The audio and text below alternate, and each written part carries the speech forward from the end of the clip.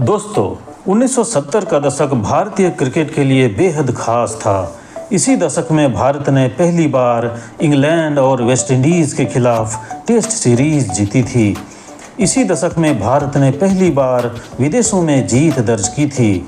इसी दशक ने भारतीय क्रिकेट को दो सबसे बड़े हीरे सुनील गावस्कर और कपिल देव के रूप में दिए थे। इन्हीं चमकते हीरों के बीच एक रत्न थे, कर्नाटक से आए छोटे कद के स्टाइलिश बल्लेबाज गुंडप्पा विश्वनाथ। एक ऐसा बल्लेबाज जिसे एक वक्त स्कूली क्रिकेट में कोच ने यहाँ तक कह दिया था कि छोटे कद के कारण वह क्रिकेटर नहीं बन सकते। गुंडप्पा विश्वनाथ का जन्म 12 फरवरी 1949 को मैसूर में हुआ था। विश्वनाथ ने 1967 में कर्नाटक के लिए अपने फर्स्ट क्लास करियर की शुरुआत की थी। विश्वनाथ के बारे में यह मशहूर है कि उन्होंने कभी भी औपचारिक तौर पर किसी कोच से ट्रेनिंग नहीं ली थी। विश्वनाथ ने अपने फर्स्ट क्लास डेब्यू मैच में ही दोहरा शतक लगाकर अपनी दस्तक दे दी थी।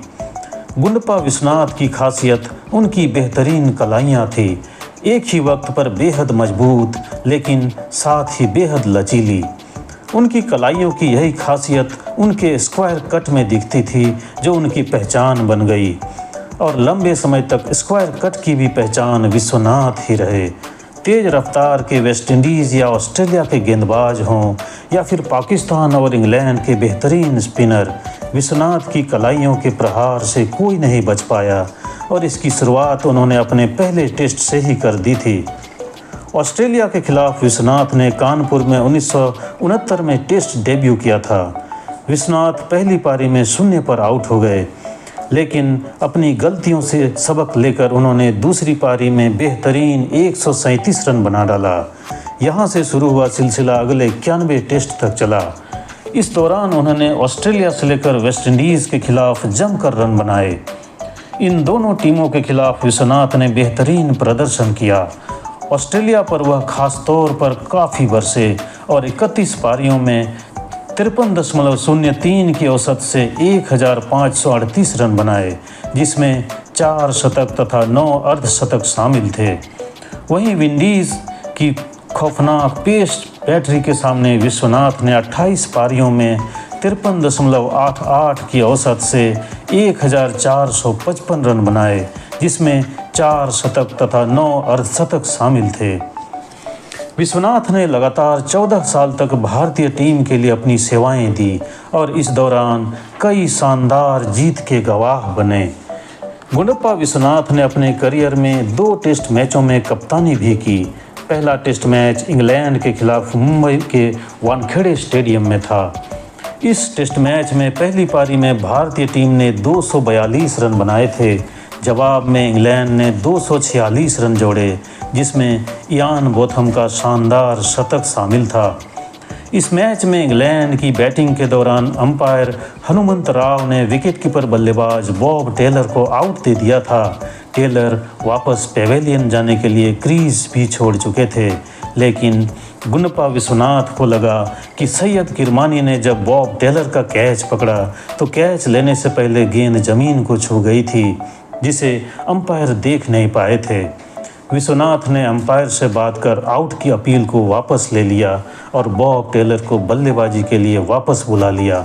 हालांकि यह मैच इंग्लैंड ने 10 विकेटों से जीत लिया, लेकिन विश्वनाथ की खेल भावना की खूब तारीफ हुई थी। इसके बाद गुंडप्पा विश्वनाथ का बतौर कप्तान दूसरा मैच पाकिस्तान के खिलाफ था। ये टेस्ट मैच कोलकाता में खेला जा रहा था। इस टेस्ट मैच में भी टॉस को लेकर विवाद हुआ था। हालांकि ये विवाद कई साल बाद एक स्टिंग ऑपरेशन में खुलासे के बाद हुआ था। हुआ यूं था कि स्टिंग ऑपरेशन में एक जाने माने क्रिकेट कमेंटेटर का दावा था कि मैच के बाद गुंडप्पा विश्वनाथ ने उन्हें बताया था कि पाकिस्तान के कप्तान आसिफ इकबाल के साथ वो टॉस पर गए। वहां आसिफ इकबाल ने कॉल करने के तुरंत बाद विश्वनाथ को टॉस जीतने की बधाई दे डाली थी। इस पूरे प्रकरण को मैच फिक्सिंग से जोड़कर देखा गया था। हालांकि यह टेस्ट मैच ड्रॉ रहा था।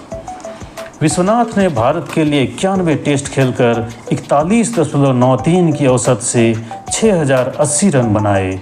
क्रिकेट में 41.93 रन प्रति पारी के औसत को महान खिलाड़ी का औसत कतई नहीं माना जाता। रिकॉर्ड तो बनते और टूटते रहते हैं, लेकिन जो याद रह जाता है वो रन कहाँ बने तथा किन परिस्थितियों में और किन के खिलाफ बने। विश्वनाथ स्क्वायर कट और लेग कट के खुदा थे। वो दृश्य देखने लायक होता था जब वो घुटनों के बल बैठकर तेज गेंदबाजों को स्क्वायर ड्राइव किया करते थे। मिड विकेट की तरफ किए गए उनके फ्लिक भी उनको काफ़ी रन दिलवाते थे। उनके साथ कई टेस्ट मैच खेल चुके और कई दौरों पर उनके रूममेट रह चुके मदन लाल बताते हैं कि विश्वनाथ बहुत लेट खेलते थे। कट तो उनसे अच्छा दुनिया में कोई मारता ही नहीं था। डेनिस लिली ने अपनी आत्मकथा मिनेस में लिखा था कि गावस्कर जरूर एक महान बल्लेबाज थे, लेकिन मैं विश्वनाथ को उनसे ऊपर रेट करता हूँ।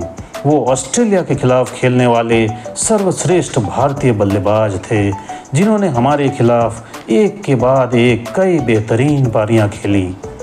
सुनील गावस्कर का भी मानना था कि विश्वनाथ उनसे बेहतर बल्लेबाज थे, क्योंकि उनके पास हर गेंद को खेलने के लिए कम से कम 3 स्ट्रोक हुआ करते थे। गावस्कर अपनी किताब आइडल्स में लिखते हैं, हम में से अधिकतर लोग अपने शॉट लगाने के लिए खराब गेंदों का इंतज़ार करते थे, लेकिन विश्वनाथ अकेले शख्स थे जो अच्छी गेंदों पर भी स्ट्रोक लगाने के लिए जाने जाते थे।